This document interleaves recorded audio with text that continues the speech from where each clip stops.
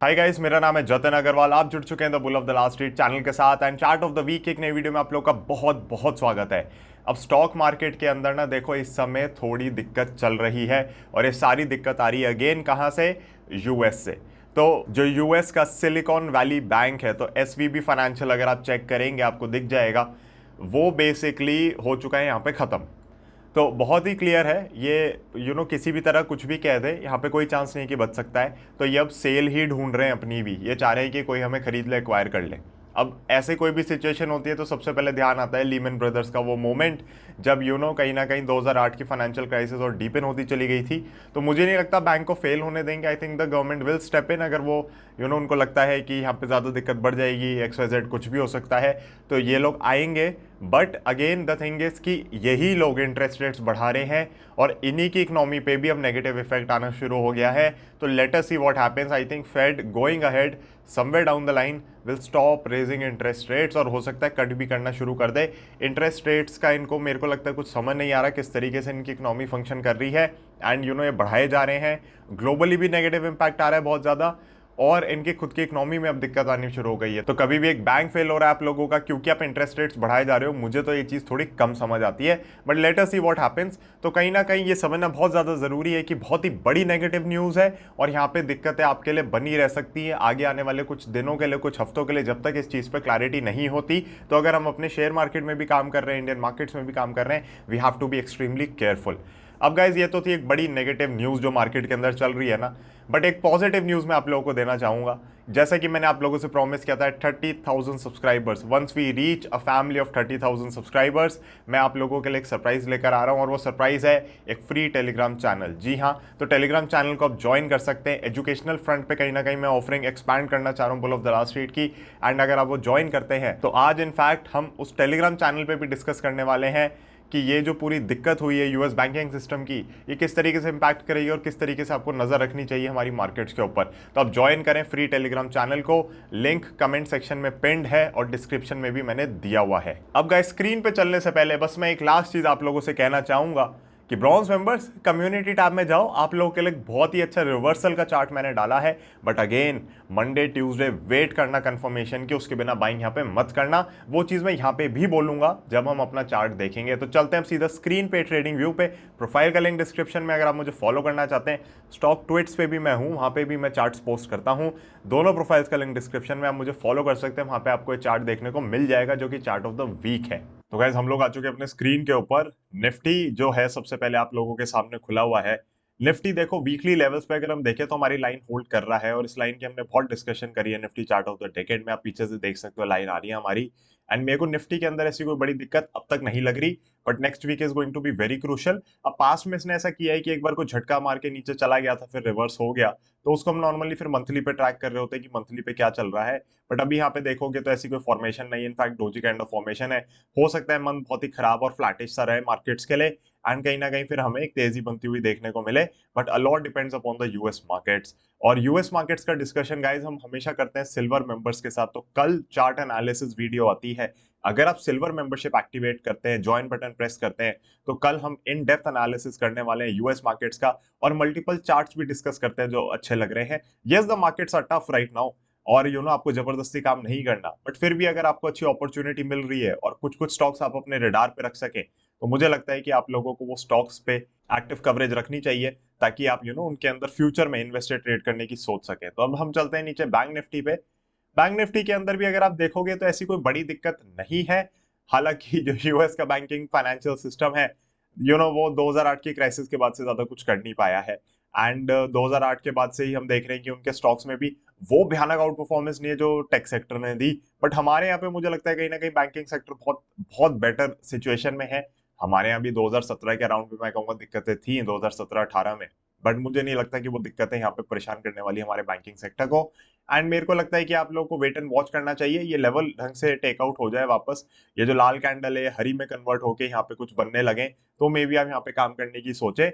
जबरदस्ती देखो jump in मत करो। अब मैं पर्टिकुलरली मार्केट में पोजिशनल काम करता हूँ, पोजिशनल ट्रेडर हूँ, पोजिशनल इन्वेस्टर हूँ, तो अगर मैं कैश मार्केट में काम कर रहा हूँ, तो I need that momentum, I need some security while I am buying something in the market. तो मेरे को स्टॉप लॉस छोटा चाहिए, मुझे सपोर्ट पे बाय करना है, मुझे ब्रेकआउट आ रहा है उस पर बाय करना है, तो मेरे को कहीं ना कहीं चार्ट स्ट्रक्चर देखना पड़ता है।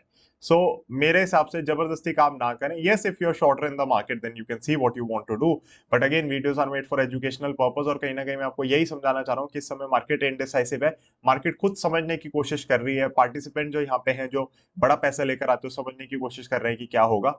मुझे नहीं लगता कोलैप्स होना है, अगर लेकिन यूएस चाहे तो ये तो कुछ भी कर सकते हैं। इंटरेस्ट रेट्स भी इन्होंने ऐसे बढ़ाए हैं कि मुझे उम्मीद नहीं थी। So even I am in wait and watch situation. अब गाइस हम चलते हैं हमारे चार्ट ऑफ द वीक पे। इतनी खराब मार्केट में बहुत ही कम बार ऐसा होता है कि आपको एक बहुत ही अच्छा चार्ट मिले जो ब्रेकआउट देने वाला हो, जिसमें ब्रेकआउट आ नहीं गया, जो देने वाला हो। अब ये ब्रेकआउट देने वाला चार्ट क्यों डिस्कस कर रहा हूं, क्योंकि मान लो मंडे ट्यूसडे में ब्रेकआउट नहीं आता तो मत बाय करना, वो जरूरत ही नहीं है बाय करने की। बट अगर ब्रेकआउट आ जाता है तो फिर आप एक्सपेक्ट कर सकते हैं एक बड़ी रैली इस चार्ट के अंदर। सबसे पहले हम चलेंगे डेली पे और फिर समझेंगे इस चार्ट के स्ट्रक्चर को। तो हमारे सामने खुला हुआ है केएसबी लिमिटेड का chart. Guys again videos are made for educational purpose, तो एनालिसिस को यहाँ पे समझें, उसके बाद अपनी समझ के हिसाब से, अपनी रिस्क एपेटाइट के हिसाब से ही यहाँ पे काम करें। तो सबसे पहली चीज जो हमें समझनी है वो ये है कि वॉल्यूम्स आई है बढ़ के, कैंडल आई है बड़ी, तो कहीं ना कहीं यहाँ पे तेजी बनती हुई दिख सकती है। तो first of all price action पे एक पॉजिटिव चीज हमें देखने को मिली है, वो भी बहुत ही ज्यादा खराब मार्केट सिचुएशन के अंदर। सेकेंडली कहीं ना कहीं हमारी जो रेजिस्टेंस की लाइन है, आप देखोगे क्लोजिंग बिल्कुल वहीं आई है, इसलिए मैं कहता हूं कंफर्मेशन पे काम करना है। किसी ने इंट्राडे में ले लिया हो और मान लो मंडे ट्यूसडे में फेल हो जाए, ना जा पाए, तो फिर आप फंस जाओगे। बट अगर मंडे ही इस लाइन के ऊपर क्लोजिंग दे दे, 2080 रुपए के ऊपर क्लोजिंग दे दे, तो कहीं ना कहीं आप इसके अंदर फिर बाइंग करने की सोच सकते हैं विद 2080। ऑफ कोर्स 2080 3.85 लिखा हुआ है यहाँ पे, आप ब्लैक में देख सकते हैं। तो 2083 आपका जो स्टॉप लॉस रहेगा, उसको मैं कह रहा हूँ राउंड ऑफ कर लो 2080 पे, and that should be your stop loss, right. तो 2080 का ले stop loss, Monday Tuesday wait करें एक पॉजिटिव मोमेंटम की। अगर वो पॉजिटिव मोमेंटम इस शेयर के अंदर नहीं आता तो फिर आपको बाइंग करने की बिल्कुल जरूरत नहीं है। Do not jump in unnecessarily. Stop loss आपका क्या हो जाएगा, जो रेजिस्टेंस कटेगी वही सपोर्ट बन के एक्ट करेगी और वही हो जाएगा आपका स्टॉप लॉस यहाँ पे। So 2080 will become your stop loss once that level is taken out by the stock. तो 2080 पे रखनी है हमें नजर। हमें देखना है मंडे ट्यूसडे में क्या होता है। शेयर का नाम है KSB Limited. Again guys my charts are always adjusted for dividends and logarithmic scale on रहता है, तो डेली पे तो देखो फर्क नहीं पड़ेगा। बट हाँ, अगर आप बाकी चार्ट्स देख रहे हैं, कभी कभी हम जब ब्रेकआउट्स डिस्कस करते हैं तो उनमें फर्क आ सकता है। आप देख सकते हो कि स्टॉक इस समय जाएगा ऑल टाइम हाई पे। तो अगर स्टॉक जाएगा ऑल टाइम हाई पे, पास्ट में, रिसेंट पास्ट में यहाँ पे कोई प्राइस एक्शन नहीं है उन लेवल्स के ऊपर, तो यहाँ पे हमें देखना है कि स्टॉक किस हिसाब से आगे बढ़ता है और कंसोलिडेट करता है। क्या ये 10 से 20% का मूव दे सकता है, बड़े आराम से दे सकता है। क्या उससे बड़ा मूव दे सकता है, दे सकता है।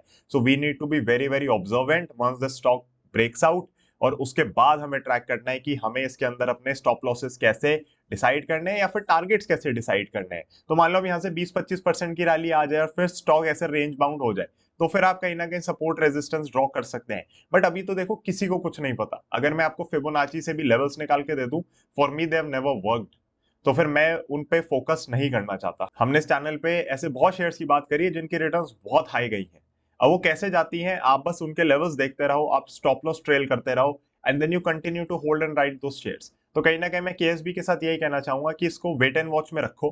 मंडे ट्यूसडे को ढंग से देखना, जबरदस्ती जंप इन नहीं करना है। अगर मंडे ट्यूसडे क्लोजिंग नहीं है ऊपर, लाल कैंडल आ जाती है, छोड़ दो, कोई फर्क नहीं पड़ रहा, मार्केट बहुत खराब है इस समय। और मैं आप लोगों से कह ही रहा हूँ कि अगर आप टेलीग्राम चैनल ज्वाइन करते हैं तो हम थोड़ा सा वहां पर डिस्कशन करने वाले हैं कि भैया ऐसा क्या हो गया है और ये क्यों हो रहा है, और ऐसे में आप लोगों के साथ लिंक्स शेयर करूंगा जिससे आप मे भी थोड़ा बेटर समझ पाएंगे कि सिचुएशन क्या चल रही है। सो एनीवे, यहाँ पे आपको ध्यान रखना है पहली चीज का कि ब्रेकआउट कंफर्मेशन पे ही बाइंग करनी है। उसके बाद 2080 का आपका स्टॉप लॉस रहेगा। चार्ट पैटर्न बहुत ही क्लीन है, देखो इसके अंदर कुछ भी नहीं है ऐसा जो मैं आपको अलग से बैठ के समझाऊं। It's a very very clean chart pattern. It is one of those few stocks which came into my filter इतनी खराब मार्केट परफॉर्मेंस के बाद भी। तो मुझे कहीं ना कहीं लग रहा है कि इस पे आप रखें नजर पूरी तरीके से। ब्रेकआउट आता है तो ही बाइंग लेकिन करें इसके अंदर। So guys that would be it for this video, hoping to see you in another one. And Telegram पे आई होप कि आप लोग सब ज्वाइन करेंगे, उसे वहां पे पार्टिसिपेशन अच्छा रहेगा। It is a Telegram channel for educational purpose, तो वहां की प्लीज किसी भी चीज को एडवाइजरी ना समझें।